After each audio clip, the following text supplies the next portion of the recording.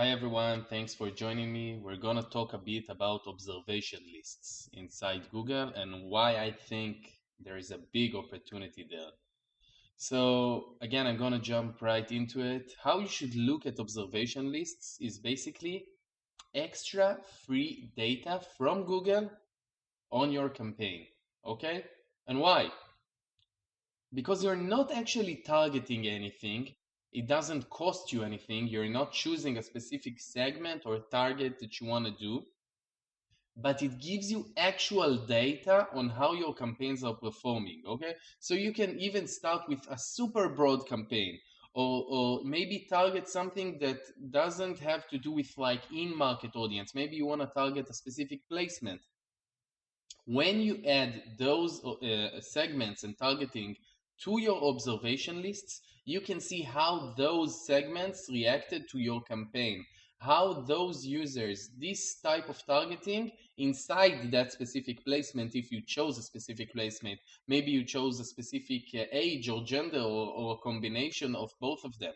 So why is it so big? It's not just like insights or benchmarks inside Facebook or something like that.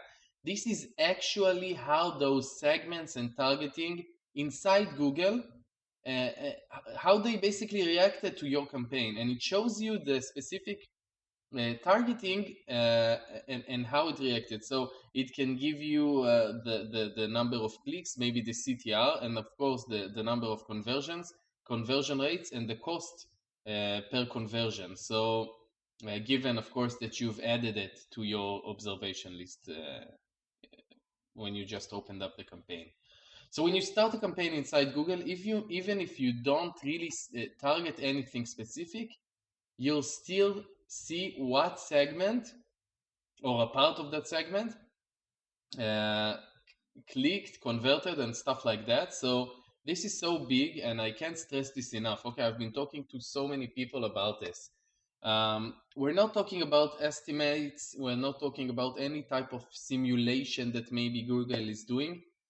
You can use that data directly to optimize and scale your campaigns, and you can do it really fast because this is actual data. Again, it's not something that you can test and then try and stuff like that. So what I recommend and what I do is just add as many uh, segments and targeting to your observation lists and go from there, meaning that you start from the really narrow ones, the really ones that associate and make sense to associate them with your campaigns, and then just go like really broad. I've had like weird situations where my campaign is like for remodeling in Europe, and the targeting that worked good was maybe like news enthusiasts, maybe people who bought a new phone. I don't know. I'm just like giving you examples, but definitely use it.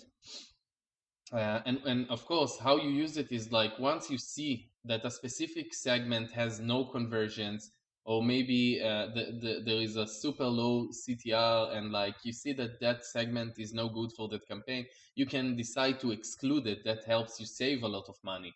And in a situation where you see a specific segment or targeting that's working better, you can open up a new campaign just for that. You can maybe bid adjust that specific list. So you can do a lot of things with that, and it helps you to scale your campaigns without losing a lot of money. You don't have to really scan whatever targeting I need to just like try and open up. And there would be a lot of surprises. You would see some targeting that don't necessarily relate to your product and campaign, and they work good. If you guys want to go more advanced, don't forget that a specific targeting or segment that might have gotten a lot of traffic from like a bad placement, maybe a bad gender or age that didn't really convert, and you decided to kill it. Don't forget that it might be worth checking how to optimize that segment of targeting.